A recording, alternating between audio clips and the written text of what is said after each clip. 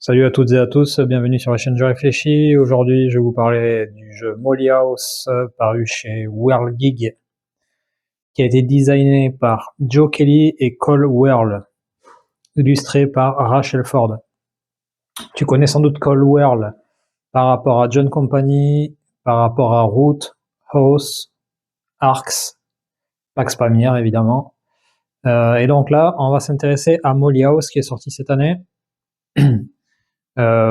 C'est un jeu un peu particulier. Je l'ai vu passer sur Heavy Cardboard, donc je me suis dit que j'allais le prendre. Alors dans Molly House, les joueurs incarnent les Mollys du début du XVIIIe siècle. Ces Mollys défient les genres. Donc on va organiser des grandes mascarades, on va parcourir les ruelles tout en échappant aux agents moralisateurs qui cherchent à détruire notre communauté.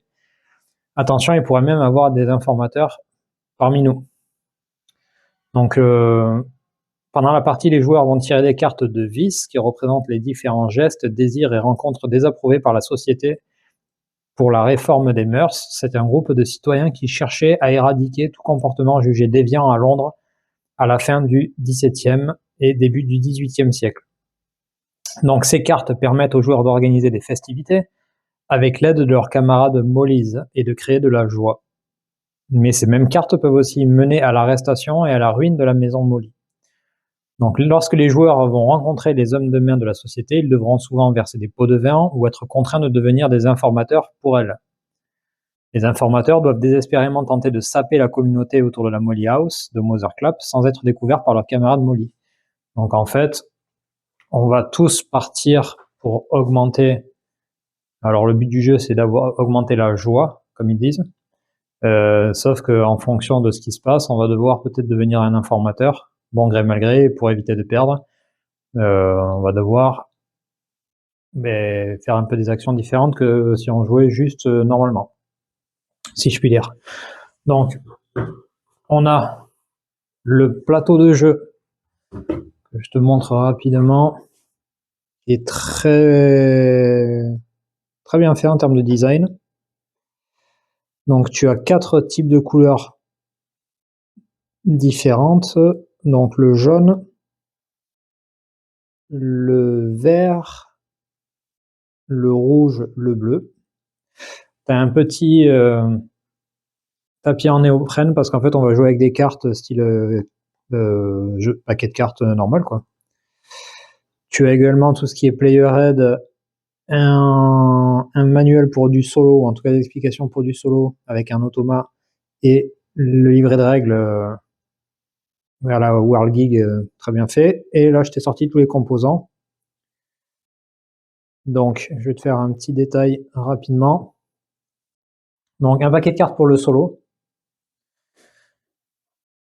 qui va faire marcher l'automat. Le paquet de cartes pour le jeu. Donc, c'est quand même un paquet de cartes normal, on va dire, mais avec, tu vois, les gestes, donc c'est ce qu'ils appellent les vis, des gestes un peu déplacés, par exemple, 2 hommes entre eux, etc. Avec des valeurs, un signe et des étoiles éventuellement. Donc les dessins, nom, date, etc. Tu vas avoir également dame et valet qui auront une influence particulière. Alors ce qu'ils appellent, je crois, les rogues, ça c'est mauvaise carte, des genres d'informateurs. Et comment ils appellent, contables, je crois, c'est peut-être les gredins. Pareil, eux, c'est des informateurs, ou en tout cas des gens qui ont emboîté. Donc couleur bleue, c'est un autre signe. Couleur jaune, ils appellent ça pentacle. Et couleur rouge, c'est le cœur. D'ailleurs, j'avais une carte là. T'as aussi un genre de... une carte pour t'expliquer certaines choses. Parce que tu dois organiser des, comme ils disent, des mascarades ou des festivités. On y reviendra. Donc ça, c'est le paquet de cartes normal. Tu vas avoir également, tant qu'on parle des cartes qui seront données. Alors, des gros problèmes que tu peux avoir qui peuvent te mener à la mort, éventuellement, à la fin du jeu, ou à des pertes de points. Et des items que tu vas pouvoir éventuellement acheter au marché. Donc par exemple un violon et une bouteille de gin, différents items que tu vas pouvoir acheter dans certaines échoppes. J'ai dit le marché, mais certaines échoppes. Donc chaque couleur, ça représente une molly house en fait. Donc une molly house, c'est un genre d'endroit où les gens se retrouvaient pour faire des fêtes ou des soirées un peu désapprouvées par les mœurs en fait de l'époque. Donc chaque house a une couleur qui pourra jouer sur ta réputation. Ça va être les mollies, donc les joueurs. Hein. Donc une couleur par joueur. Ça n'a rien à voir avec ces cubes-là. Ok. Différents jetons pour dire que tu joues ou que tu passes notamment au solo, mais ils l'ont mis aussi pour le multi. Parce que quand tu joues à plusieurs, ça va te permettre à certains moments de dire je passe. Alors ça, je me rappelle plus ce que c'est. Bon, x3. Ça également, je me rappelle plus ce que c'est. On verra. C'est peut-être pour les house, les molly house. Tu as des jetons également, parce que quand il y a des contrôles, il peut y avoir des contrôles, et si les festivités que tu as réalisées ont été trop bruyantes, si je puis dire, les maisons, elles peuvent être raided, donc elles peuvent être mises à sac et mises à mal par les gens des mœurs, et donc tu poseras dans l'angle du plateau pour dire là, il n'y a plus de festivité possible.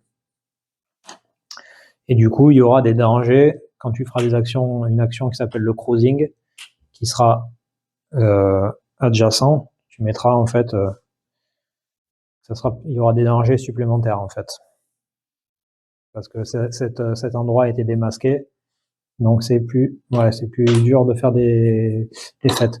Également, chaque joueur avec sa couleur aura des jetons de sa couleur, avec derrière en fait, c'est ça à un moment donné où je crois que si tu te fais contrôler et si tu es démasqué par les mœurs, tu peux essayer de rester loyal ou devenir un informateur, et donc ça va scorer différemment. Et ça, en fait, on va placer ces jetons face cachée à plusieurs endroits, et ça aura un incident. Et d'ailleurs, quand tu vas rencontrer un autre joueur au même endroit, tu pourras dire, il y aura une action pour dire, ah ben toi t'es un informateur. On va y revenir. Donc ça, c'est le jeton de la personne qui va jouer premier joueur, entre guillemets. Et ensuite, ça va tourner. Sauf si tu organises une fête. Si tu organises une fête, c'est toi qui récupères le jeton. Alors celui-là, je me rappelle plus ce que c'est. Il faudra que je regarde dans le manuel. Là, tu as des jetons pour chaque couleur, chaque joueur, avec une étoile. Alors attends, il faudrait que je le sorte, mais une étoile pour dire c'est la joie. Et ça, c'est à la fin. Tu vois peut-être pas. Attends, je vais sortir parce que ça bug, mais avec comme si une corde de pendaison, quoi. Donc ça va à la fin si tu te fais pendre, parce que tu as eu si tu t'es fait attraper, que tu as été trop déviant, etc., et que tu n'as pas pu t'en sortir, mais peut-être que tu seras accusé et que tu vas être pendu, et donc en gros ça sera perdu. Et tu as un dernier jeton qui est pour la communauté, la joie de la communauté, donc tu organises des fêtes, tout se passe bien, etc. Voilà. Chaque joueur également aura un plateau de jeu, donc il y a 5 plateaux, parce qu'on peut jouer jusqu'à 5. Donc en solo tu joues tout seul, avec un automa, et à 2 tu peux jouer normalement, quoi. Évidemment, je pense que 3-4 c'est bien. Donc, ok, tu auras une histoire de market aussi, tu vas avoir une histoire de marché. Donc je vais essayer de te le mettre, mais en gros, tu vas avoir le marché, tu vas avoir ce qu'ils appellent le deck des désirs, je crois. Donc tu vas créer un deck en fait, tout simplement. Tu vas créer un deck ici, et en fait le marché, je te montre rapidement. Alors là c'est tous les mêmes couleurs, mais le marché sera comme ça ou comme ça. Et des fois tu vas devoir discard des cartes, ça sera celles les plus loin du deck. Et ensuite, ben, tu vas refresh le market. Tout ça, ça aura une importance. Tu as une pile de discard qui est safe. Donc, tu pourras jeter des cartes éventuellement des fois de façon safe. Et des fois, ça va se retrouver ici. Et là, ça s'appelle, comment ça s'appelle déjà?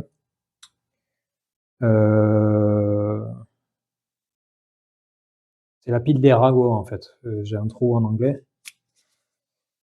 Et après, à un certain moment, on va regarder tout ce qui s'est passé. Et là, ça peut te mettre dans l'embarras, quoi. En gros. Je vais y venir plus tard. Tu as des dés 10. Ça va être les dés pour les déplacements. On va y venir. Et des dés 6, ça, je crois que c'est principalement pour la fin, de mémoire. Quand tu auras les condamnations. Ok? Donc voilà les éléments du jeu, c'est un très beau jeu si je puis dire. Alors bon, peut-être que le sujet, moi je suis pas forcément intéressé par le sujet, mais le jeu a l'air fun.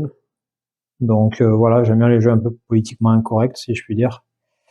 Et Coldwell est connu quand même pour faire des jeux intéressants. Donc pourquoi pas. Donc en fait, ça va être assez simple. Hein. Tu vas jouer, tu vas tirer ton dé. Donc soit tu as une bottine, une botte ou un soulier. Voilà, ça c'est le déplacement. Donc un déplacement. Ça va être une défausse par rapport au marché. Un soulier, deux souliers. Donc en fait, quand tu vas tirer, je te donne un exemple, mais en gros tu vas tirer ton dé. Mettons que je sois ici. Tu peux choisir d'utiliser un soulier ou deux souliers. Donc soit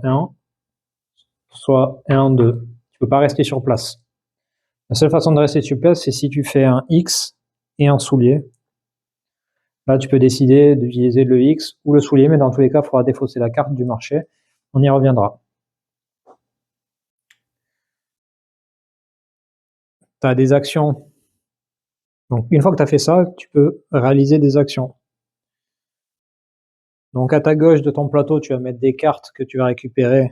On y reviendra, mais ça va être lié à ta réputation. Et également des cubes, mais ça, c'est une réputation définitive, alors que les cartes, tu peux les prendre pour faire des points et les enlever, éventuellement. Les cubes, c'est une réputation définitive, et du coup, quand tu as trop de réputation et qu'on se dit, ouais, lui, il fait ci, il fait ça, à un moment donné, il peut t'arriver des problèmes, évidemment. Là, ça va être le stack des cartes que tu pourrais acheter des items dans les échoppes. Et donc, tu as des actions basiques et des actions liées au site. Donc, des actions basiques, c'est des actions que tu peux faire n'importe où, et des actions liées au site, c'est des actions que tu peux faire que sur un site. Je vais faire un tour rapide des actions, et ensuite, je ferai le setup et pour 2 joueurs, et on testera une partie ou un début de partie pour voir comment ça tourne. Donc, action basique. Tu fais une action indulge. Donc, je ne sais pas si c'est indulgence. En indulge. Donc là, tu prends une carte du marché qui correspondrait à ton site. Donc tu vois là, en fait, moi, le site, là, il y a une coupe bleue là. Mais s'il y a une carte du marché, donc le marché dont je t'ai parlé tout à l'heure, hein, qui correspondrait, c'est-à-dire qui serait comme celle-ci, ça veut dire que celle-là, tu peux la prendre dans ta main. Ta main, elle est limitée à 6 cartes. Tu peux avoir beaucoup plus de cartes à un moment donné, mais à la fin de ton tour, il faut défausser pour être à 6 cartes. La deuxième action, qui est une action basique, c'est lie low. Donc là, tu prends une carte du deck. Tu prends une carte du deck. Tu prends pas une carte du marché que tu aurais vue. Tu prends une carte du deck. Tu ne sais pas sur quoi tu vas tomber. Et enfin, tu as une action basique de j'accuse. Donc là, c'est révéler un encounter token, donc un token rencontre. Donc ça, c'est le truc dont je t'ai parlé où chaque joueur en a. Ou quand tu es un informateur, tu vas les placer, tu vois là c'est informeur, tu vas les placer au hasard. Et bien là, tu peux reveal un encounter token.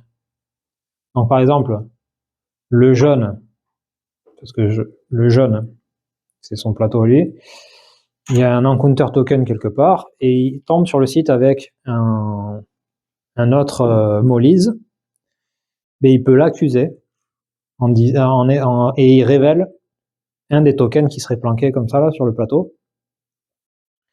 Et donc, il va le retourner et il va résoudre l'effet. Ok? Ça, tu le fais caché, donc l'autre personne ne va pas savoir ce que tu mets. Donc ça peut être... Et si tu accuses alors qu'il fallait pas accuser, ben, ça peut être pas bon pour toi. Ensuite, tu as des actions qui sont liées au site. Donc, tu as des cases au milieu. Alors, je te montre rapidement. Ici, ici, ici et ici, donc les cases centrales, tu auras des items des shops, là. Je t'en mets 2, mais tu en as 4. Donc, sur les cartes centrales. Et quand tu arrives, par exemple, là, j'ai fait 2 bottines, je peux aller là et faire une action de shop. Donc, je prends l'item et ensuite, je dois je dois dégager une carte du marché. Et en fonction de la carte, soit tu l'envoies dans la gossip pile, donc dans les ragots, soit dans la safe pile, donc la pile tranquille, qui est bonne pour toi. La gossip pile, ça peut être embarrassant pour les mollies. Tu as une autre action qui est spécifique au site. Donc, tu as de façon adjacente aux échoppes, tu as 2 cases qui sont adjacentes à chaque échoppe, donc des couleurs différentes, qui sont des cartes spéciales pour le cruising. Donc cruising, c'est une action. Donc là, tu peux jouer un matching desire. Donc un désir, c'est cette carte-là. Comme on t'a dit, il y a les désirs, il y a les gestes qu'il fallait pas faire, etc. Et donc tu peux jouer, mettons, un matching. Disons que je t'explique, mais en fait tu peux avoir de la réputation, tu auras ta carte, tu auras une carte comme ça là, sur ton plateau, à gauche de ton plateau qui est posée pour X raison. Si tu en as une autre comme ça, tu vois, c'est la même couleur, et ben là, tu vas pouvoir, c'est un matching desire, tu vois, ça correspond en fait, hein. C'est un désir qui correspond à ta réputation. Donc là, tu peux le jouer, et ça veut dire que tu vas poser une autre réputation en fait, qui est enlevable. Si c'est un cube un jour que tu as là, à un moment, c'est pas enlevable et ça peut t'embêter. Et ensuite, tu prendras une à 4 cartes dans ta main pour compenser. Et le gros du jeu, entre guillemets, et là, c'est un peu, là, il faudra que je vois. Et en fait, ce qui est un peu compliqué dans le jeu, je trouve, c'est, selon moi, c'est la façon dont des fois tu vas mettre justement ces quelques spécificités pour mettre les cartes, compter les points, etc., etc. Ah oui, parce que je t'ai pas montré, mais je vais te le montrer de ce pas. La liste, enfin, la track points, la piste de points. Je vais quand même parler de la dernière action, qui est la principale. Donc, chaque angle du plateau, c'est là où tu vas lancer les festivités, donc faire des mascarades, des fêtes, etc., des fêtes cachées, en fait, hein, où il va y avoir peut-être des choses un peu contraires aux mœurs de l'époque. Ok. Donc là, bon, tu vas prendre ça, le candela, comment ils appellent ça? Bon, le chandelier, quoi.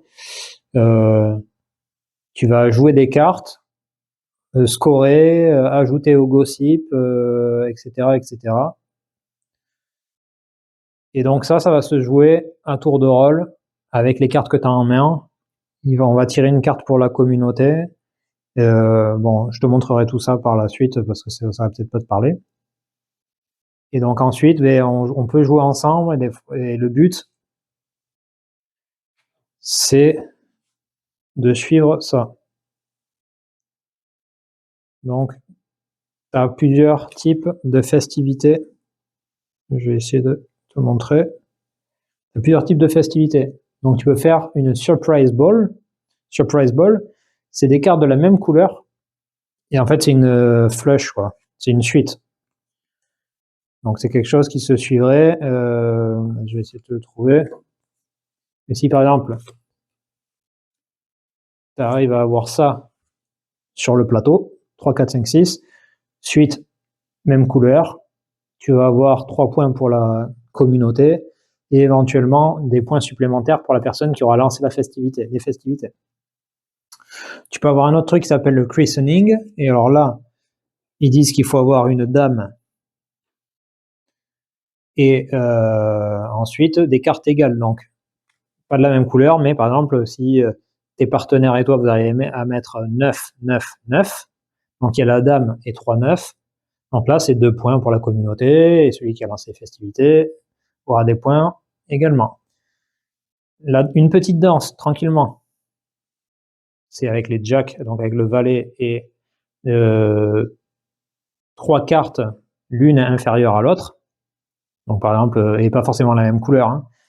Voilà. Et ensuite, tu as un quiet gathering, donc ça, c'est une rencontre. T'as une rencontre qui se passe en fait entre les mollies, et ils disent qu'il faut en fait il faut sur la carte un contables, donc c'est un gredin, c'est quelqu'un qui va balancer des infos, un informateur entre guillemets, et que des cartes de petite valeur. Ok, donc tu vas prendre toutes les cartes de petite valeur et le contable, et c'est lui qui va lancer le quiet gathering, et ça fait perdre de la joie. Ben ouais, c'est pas très fun, hein. Et ça fait éventuellement perdre des points à la personne qui aurait lancé les fêtes, quoi. Donc en fait, c'est un équilibre entre il faut faire augmenter la joie de tout le monde, de la communauté, donc le pion noir. Mais moi, je suis jaune, et je préfère faire augmenter ma joie à moi que la joie du vert. Donc éventuellement, des fois, je vais tirer un peu la couverture à moi, mais pas trop, parce que je veux pas faire trop descendre la communauté, tu vois. Et la piste de score et donc de joie, elle est là-bas. Je te l'avais pas montré, c'est peut-être la première chose que j'aurais dû faire, mais bon, à force, tu commences à connaître que je suis un peu dans tous les sens. Donc on part tous de 0 avec... Enfin, on part tous de 0 au départ, mais après, dans le premier tour, il va se passer quelque chose qui va faire que tu vas scorer quelques points, d'ores et déjà de mémoire. Celui-là, je savais pas ce que c'était, mais en fait, c'est que tu as 5 actes, ou 5 tours. Après, en fait, tu peux avoir jusqu'à 5 festivités, quoi. Ok? Et ça, c'est la joie de la communauté. Donc, tu vas serpenter, là. Et si tu vas au max, comme ils disent ça en rigolant, mais apparemment Coldwell dit ça, il n'y a pas de max pour la joie. Donc, en fait, tu repars en fait. Ok? Tu refais des points, quoi. Alors, le but pour éventuellement gagner, c'est 30 points. Mais si tu vas au-dessus, tu continues, c'est pas grave. Ok? Et donc, en fonction de tout ça, on va voir ce qui se passe. Est-ce qu'on arrive à faire des fêtes? Est-ce qu'on a des problèmes? Est-ce qu'on est démasqué, etc., etc. Donc moi, ce que je pensais faire, parce que ma compagne, ça l'intéresse moyennement, et puis je le maîtrise pas trop, mais ce que je comptais faire, c'était une partie de joueurs. Donc moi, soit solo et je fais 2 mains, comme ça je te montre tranquillement, soit j'arrive à motiver ma compagne et on joue à 2. Auquel cas, on prendra le temps de voir exactement pour pas faire d'erreur, et de te montrer comment ça marche. Voilà. Et éventuellement, je referai une partie solo plus tard pour te montrer comment marche le bot. Mais voilà, là, c'était vraiment pour montrer le jeu en lui-même. Là, je t'ai fait un aperçu rapide. Enfin, rapide, ça fait peut-être un petit moment que je tourne déjà, ça fait une vingtaine de minutes. Mais c'est un aperçu rapide, tu as quelques idées de règles, des actions, des actions principalement plus que des règles. Et on verra la suite, je pense, dans une deuxième vidéo. Je vais mettre celle-là en direct, comme ça, t'as un petit aperçu. Et ensuite, la seconde vidéo, éventuellement la suite, ça sera la partie expliquée. Voilà, qui viendra dans la foulée, je pense, ou dans les jours à venir. Voilà. Allez, je te remercie. Si tu as des questions, n'hésite pas. Si tu as des j'aime, si tu as déjà joué, n'hésite pas à me dire si je fais des erreurs ou pas. Et puis, on verra plus tard, plus en détail et plus en profondeur. Je te fais pas les règles détaillées. Voilà, moi, comme d'habitude, c'est vraiment te montrer comment le jeu tourne un peu, quitte à ce qu'il y ait des erreurs, mais que tu vois si ça te branche ou pas, si c'est un jeu qui t'intéresse. Voilà, moi c'est comme ça que j'apprends en général les règles et c'est comme ça aussi que je vois si un jeu me motive ou pas. Je te dis à la prochaine, n'hésite pas à laisser un j'aime, un commentaire, ça fait toujours plaisir, et à passer sur le Tipeee si tu as envie. Et puis je te dis à la prochaine pour la seconde vidéo. Ciao ciao.